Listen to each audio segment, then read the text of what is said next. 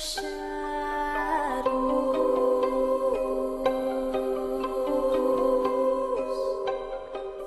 angels, it's Hailey Reese and welcome to or welcome back to my YouTube channel. I am so grateful that you are here and I really do hope that you are having an absolutely incredible morning, afternoon, or night, whatever it is for you when this video finally reaches you. And oh boy, am I ever glad that this video has. Today we're diving into something that I have been so excited to talk about here on my channel ever since I went down this rabbit hole myself.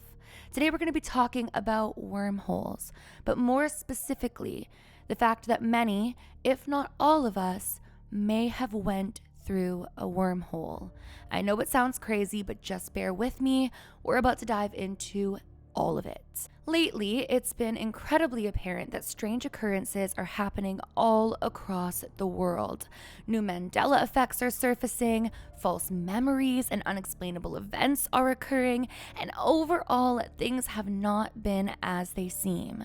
And these experiences are becoming more and more frequent. On my channel this year, we are diving deep into all the things that are taking place in our world right now. And today's video is one that very well may keep you up at night, wondering what world we are in and how much of what we've been told about it is true. In recent weeks, countless experiences have surfaced that have things far too eerie and common to have been a coincidence. To some, what I'm about to share with you may seem absolutely crazy, but to others, you may just feel validated in your own experiences and the things you've been seeing in the world. Because it seems as though some, if not all of us, have went through some sort of wormhole. And the world that we are currently in may not be the one we originally started in. Let me explain. So for those of you who may be unfamiliar with the concept of a wormhole, I'm going to break down the basics of a not so basic concept. And if you guys want a whole video on wormholes, definitely let me know. But here is the basic explanation of them. Simply put, a wormhole could be compared to that of a time machine and theoretically could provide shortcuts to distant parts of the universe or to other universes entirely. And while we have yet to have any confirmation of wormholes actually existing, they have fascinated scientists and theorists alike. A wormhole is essentially like a tunnel between two distant places, allowing you to travel impossible distances at lightning speeds. Instead of traveling for unimaginable amounts of time from one galaxy to another, the concept suggests that one will be able to do so much faster, if not immediately. Not to mention that Einstein's theory of general relativity mathematically predicts the existence of wormholes, leading some scientists to believe that they surely must exist. And furthermore, I must note that it's believed that wormholes may not only connect two separate regions within the universe, they could also connect two different universes, perhaps parallel universes. So what happens if you were to accidentally or even perhaps purposely enter a wormhole into a reality parallel to ours? Well, today I am sharing experiences from those who claim that is exactly what has happened to them, stating that they're here now, but that this is not where they began. And before we get into this, I really do just want to ask you, in your opinion, if these experiences are true, what does that mean for us? And what does that mean for the world we live within? What do you believe? Anyways, let's get into the experience. So this experience was shared by a man named Brock, and when I tell you guys it has wholeheartedly kept me up at night, I am by no means exaggerating. This is one of those experiences that has so many aspects to it that you can't even necessarily rule it as a coincidence. Now, Brock began by explaining that he had been in no contact with majority of his family for a lot of his life. For the last decade, the last 10 years, he hadn't spoken to anyone in his family other than his sister.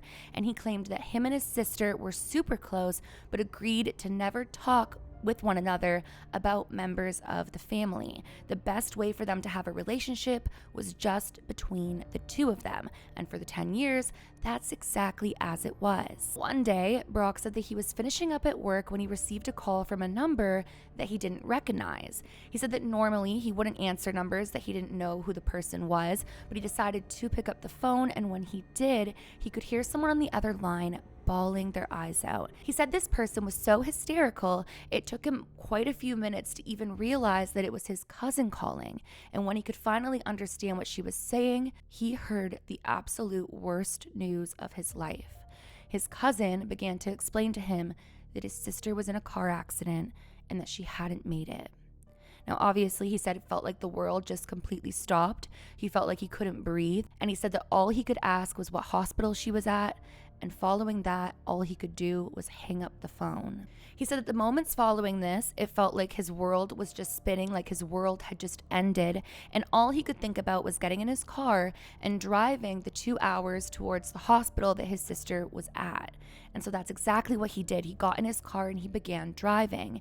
He said that he was familiar with the route, but he still had it up on his GPS. And as he was approaching this tunnel that he would always pass through, he knew that he was about 15 minutes away from the hospital. This was a tunnel that he'd went through his whole life.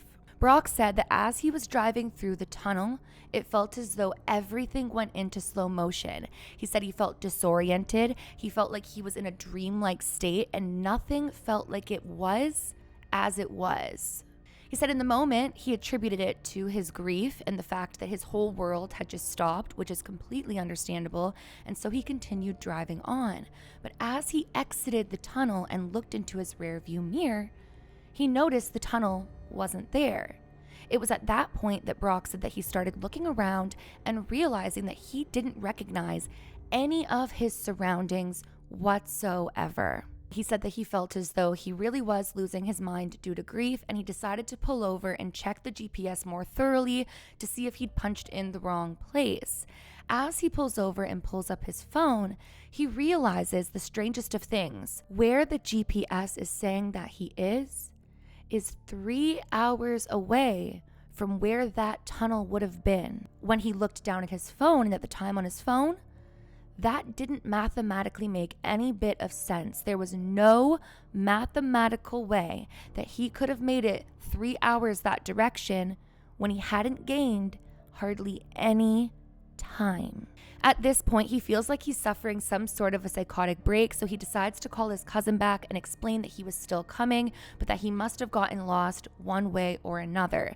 Although he does admit he still felt weird about the missing time. It did not make sense how he got where he did in the amount of time that had passed.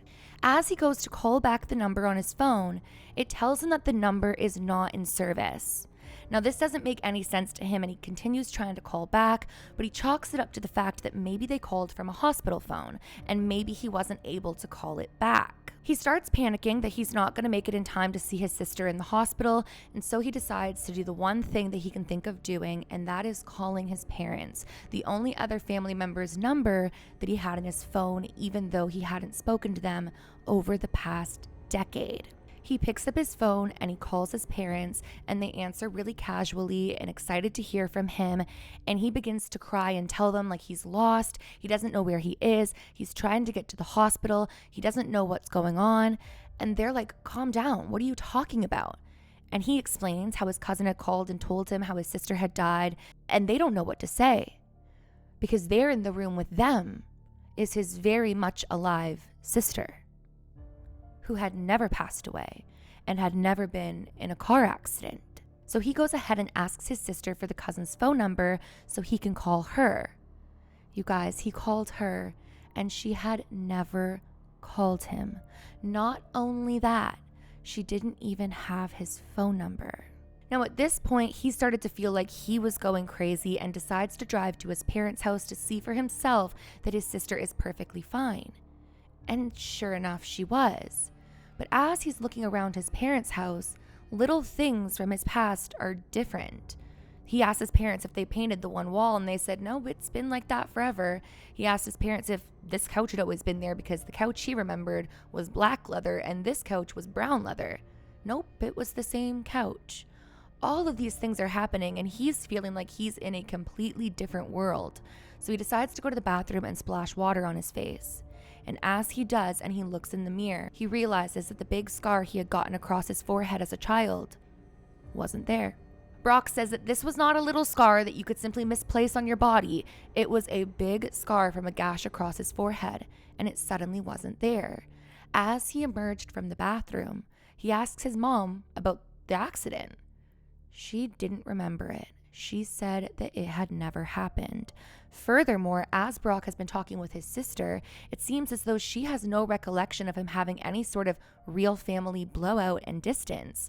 She said he moved away for work and yeah, he calls less now, but the family's been fine. Basically, Brock says ever since he got that news and was heading towards his sister and drove through that tunnel, it's as if he emerged into a completely different reality, a completely parallel reality. He believes he went through some sort of wormhole. So obviously, he starts digging online to see if other people have experienced it. And that's when he starts talking to other people who on that exact same day, at the exact same time, either lost or gained hours. And both emerged into a world where there are strange differences. All slight little differences, but big enough that it's not the same world. And all of them claim that they went through some sort of tunnel or walked through some sort of forest or into some sort of building, and it was as if something completely changed. So did all of these people on this exact day go through a wormhole, and how many more had? Could perhaps one of us have went through one and not necessarily recognized it? But this is where things get even stranger, as if they could for Brock. Said a week later, he was on Facebook, and as he was scrolling through his feed, he sees a post from a name that he hadn't seen in a very, very long time. This was a guy from college whom had passed away years before. Brock knows this because he attended the funeral. But yet there on Facebook, the person was posting very much alive. Brock starts asking around, asking people if they remembered this accident, if they remembered the funeral, and they all looked at him like he was crazy. But he remembers having attended that funeral. Now, this particular experience really makes me want to dig deeper and explore the theory of quantum immortality. We've dove into that previously on my channel, and if you want a follow-up video on it, I can absolutely make one because I've learned so much more about quantum immortality ever since I shared that previously. But could he perhaps have been in some sort of accident himself and quantum jumped and quantum leaped to a parallel reality similar to his, but not quite the same? A reality where his sister is still very much alive and so is his friend. A reality where he never hit his head and his friend from college never died. Could that be what happened? Either way, as I mentioned, he and those that he's been talking with all believe they went through some sort of wormhole. And as I mentioned, maybe this isn't so far-fetched. Einstein's theory of general relativity mathematically predicts the existence of wormholes. So could Brock have found himself in one? And did he jump to another reality? It makes me wonder what I'm doing in another reality. I'm just kidding. I know that there are infinite realities, infinite possibilities, and I am thriving and sinking in many of them. But either way, I wanted to bring this here to share it with you guys because Brock isn't the only one experiencing this. There are so many others, which leads me to believe that perhaps there is some reality to this. But I want to know from you, what do you think happened with Brock? What do you think is happening in the world? Have you ever experienced this? And what are your theories? Make sure to comment them all down below. And that is it for today's video.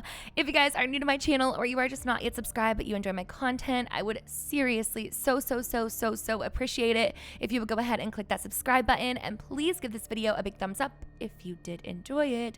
Remember, loves, do all things with kindness, and until next time, I love you. Bye guys.